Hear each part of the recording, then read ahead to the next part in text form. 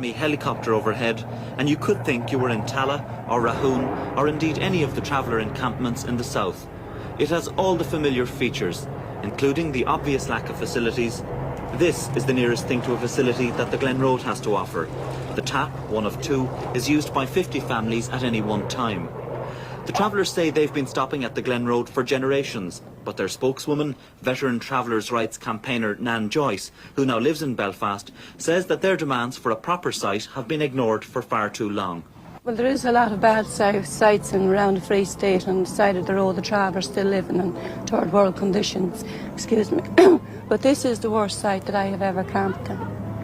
And when we go around meeting the leaders, if we don't get no success, I'll be campaigning and we'll be getting the travellers down to pick it at the City Hall, and we'll be doing all things like that, but we're going to try the nice way first. But at Belfast City Hall, the City Council Committee on Community Services are now offering to provide a site which would cater for 20 families.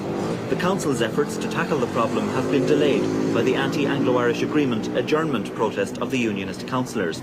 But official Unionist Fred Proctor, who chairs the committee, rejects any suggestion that the Council is dragging its feet.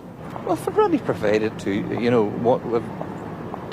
provided one complete site and we went to tender stage with the other, I don't think that's anyone could accuse us of dragging our feet in the circumstances. But I'd also like to say that it's not the duty of the Belfast City Council to house itinerants. We only have an obligation to provide caravan sites for tourists. That's where our housing obligation begins and ends. The Council's doing this as a matter of policy and no other reason.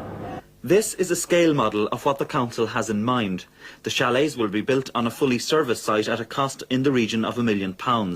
But the Northern Ireland Council for Travelling People say the plan isn't good enough.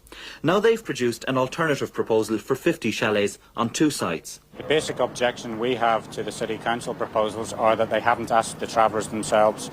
We in the Northern Ireland Council for Travelling People believe that the people who will actually be living on such a site are the most important people in the whole proposal. We also think that the City Council proposal would discriminate against the rest of the travelling families on the site. There are something like 50 to 60 travelling families on the Glen Road at any one time, and it would be impossible to select with any degree of impartiality or fairness 20 families from the rest of the families. If this isn't a success, and we will do all in our power to try and make it a success, we'll negotiate and we'll try to alleviate or overcome any problems that may arise, but certainly this will be the last attempt as far as this council is concerned.